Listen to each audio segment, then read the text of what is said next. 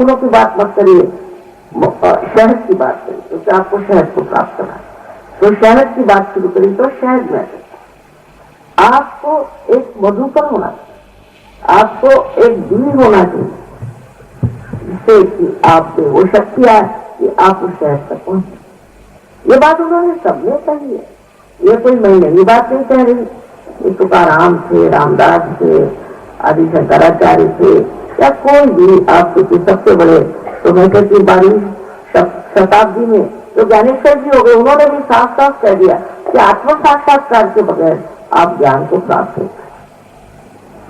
गीता में भी उन्होंने सबसे पहले कहा ज्ञान को प्राप्त। अब ज्ञान को प्राप्त करो, मैंने लोगों ने पढ़ना लिखना शुरू कर दिया। पढ़ना लिखना तो कोई भी कर सकता, उससे कोई ज्ञानी तो नहीं होता। कभी तो देखा मैंने, ज्यादा जो लोग पढ़े लिखे होते हैं वो तो इस कदर घमंडी, इस कदर गुस्सैले और अपने को पता नहीं क्या समझने लग जाते। कभी कबीरदास जी ने कहा ना, पढ़ी पढ़ी पंडित मूर्ख भय,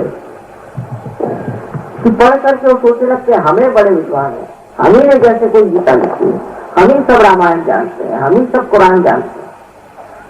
और इसमें एक तरह की जो मद का नशा चल जाता है, उससे आदमी देख भी नहीं सकता कि मैं जिसको कहना हूं ज्ञान, वो ज्ञान नहीं, क्योंकि ज्ञान एक ही चीज, इसलिए कि हम अपने नसों पर जान सकते हैं, अपने सेंट्रल नर्वस सिस्टम से ज्ञान को जानना है।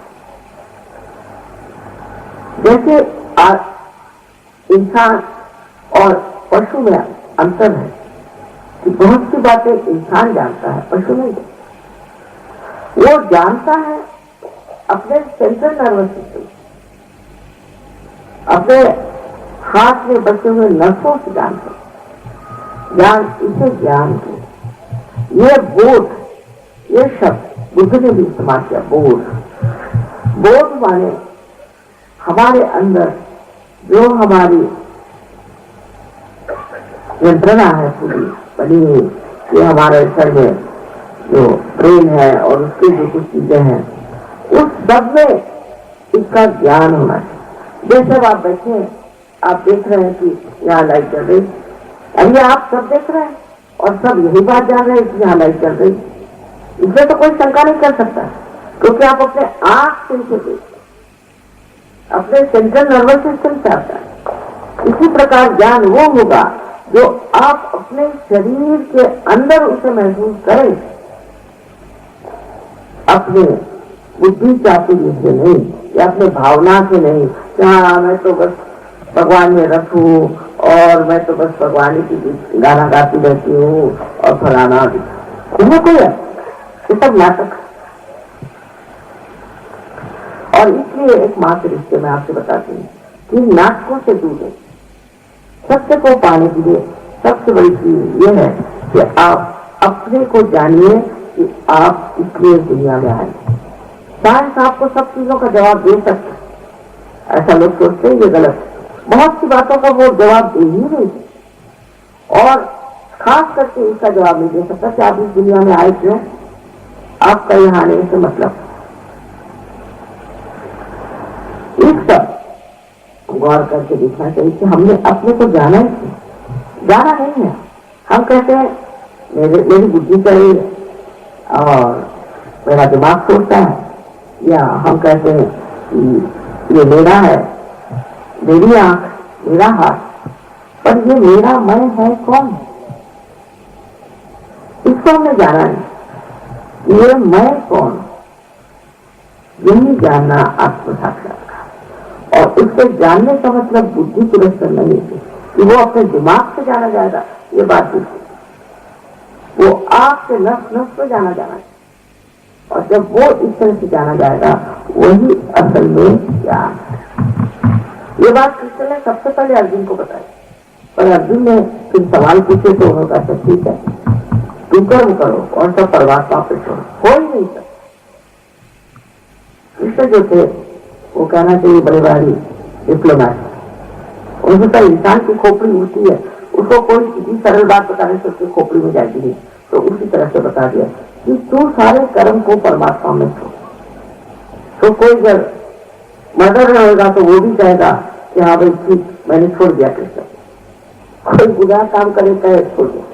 कृष्ण जानते थे कि ये लोग थक के फिर समझ जाएंगे कि इसमें कुछ न कुछ बात, ये तभी हो सकता है जब आत्म साक्षात्कारी आप होता। जब आप आत्म साक्षात्कारी होते तब आपके दिमाग में ये बात नहीं रहती कि मैं ये कर रहा हूं या मैं नहीं कर रहा हूं। हो रहा, सब घटित हो रहा।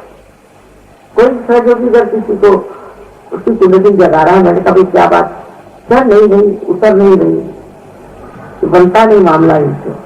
ये नहीं कहेगा कि मैं नहीं कर रहा हूं, ऐसे नहीं कर। ये बड़ी भारी सवाल थी कि अपने आप ये घटित हो जाता है और मनुष्य जो है अकर्म में आ जाता है।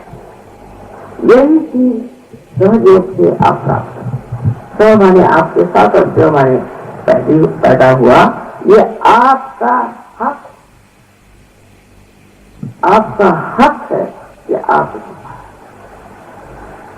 उर्दू में बहुत से लोग धर्म को हक है, उसका मतलब ये है कि धर्म है आपका हक। धर्म को पाना, धर्म के बारे में बातें करना नहीं।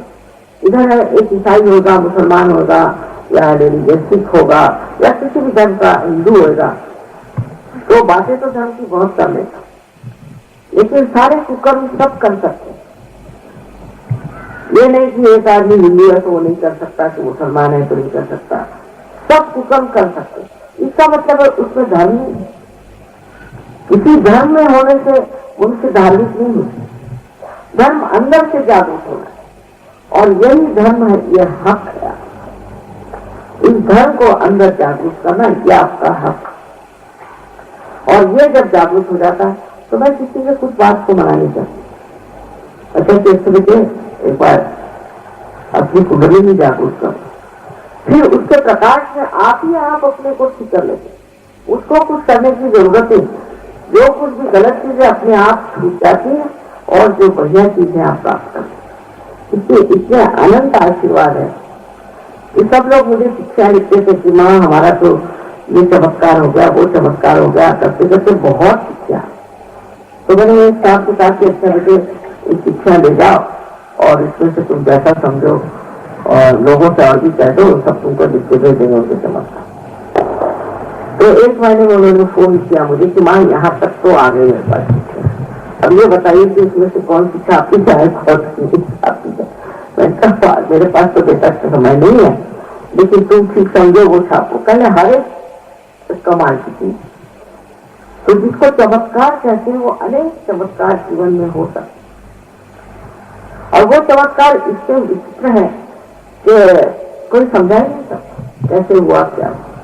बाद में फिर ये समझ में आ जाता है कि हम परमात्मा के साम्राज्य में आ गए। और परमात्मा का साम्राज्य कोई ये हिंदुस्तान की गवर्नमेंट है और नहीं इंग्लैंड की गवर्नमेंट है। परमात्मा का साम्राज्य जो है वो बिल्कुल पूरी तरह से चुस्त, बहुत